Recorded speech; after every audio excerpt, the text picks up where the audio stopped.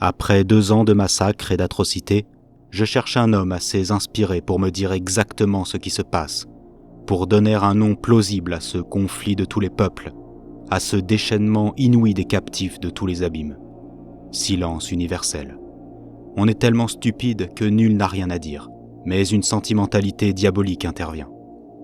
Abusant effroyablement de l'Évangile, quelques-uns osent parler de pardon, disant que la haine est aussi contraire à la justice qu'à la miséricorde et que les chrétiens ont le devoir de donner à leurs ennemis tout ce que ceux-ci leur demandent, et même au-delà. Si quelqu'un veut prendre ta tunique, abandonne-lui encore ton manteau. Ainsi parle Jésus dans le Sermon sur la montagne. Vous voulez la moitié de la France, messieurs les Prussiens. Prenez donc jusqu'aux Pyrénées. Vous voulez détruire nos églises après les avoir profanées. Il vous faut les âmes de nos enfants pour les éteindre en les pourrissant.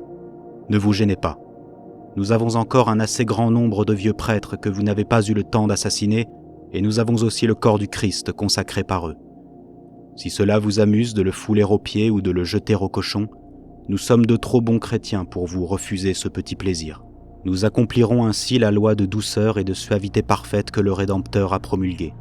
Il nous reste aussi, ne l'oublions pas, beaucoup de femmes et de jeunes filles qu'il pourrait vous être agréable de violer.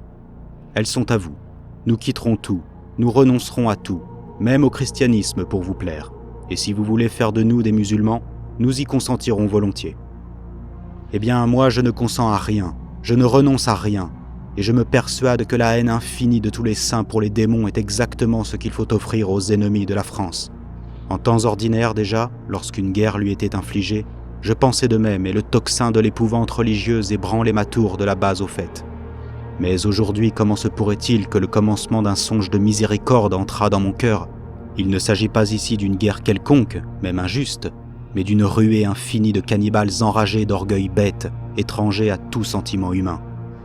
Certes, je me souviens de quelques-uns de mes amis affreusement immolés, mais qu'est-ce que mon deuil dans l'océan de tous les deuils ? Où est la place de ce petit groupe lamentable dans 1 million de victimes qui sont allées vers Dieu à tâtons dans le brouillard rouge ?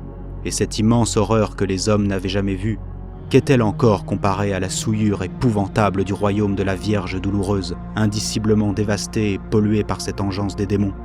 Ah, sainte haine des enfants de la lumière contre les enfants des ténèbres, quel refuge n'es-tu pas ? Quelle consolation, quel réconfort ! La haine infinie, sans pardon possible, sans autre assouvissement espérable que l'extermination à jamais de la race vouée à Satan qui voulut nous annexer à son enfer. Que je veille ou que je dorme, je vois toujours ce monstre né de la plus basse, de la plus infâme apostasie que l'inertie ou la cécité du monde a laissé grandir 200 ans et qui ne peut être vaincu maintenant que par l'effort concerté de toutes les nations. Je le vois sans cesse et mon cœur bat comme une cloche de la nuit des morts. Je sens alors une haine sans limite, une haine absolue, une haine vierge et immaculée qui m'avertit de la présence de Dieu et sans laquelle je vois clairement que je ne pourrais pas être un chrétien. C'est la haine recommandée par l'Esprit Saint, la haine eucharistique, la haine fervente de l'amour contre un grenouillement de 60 millions de maudits agités par les démons.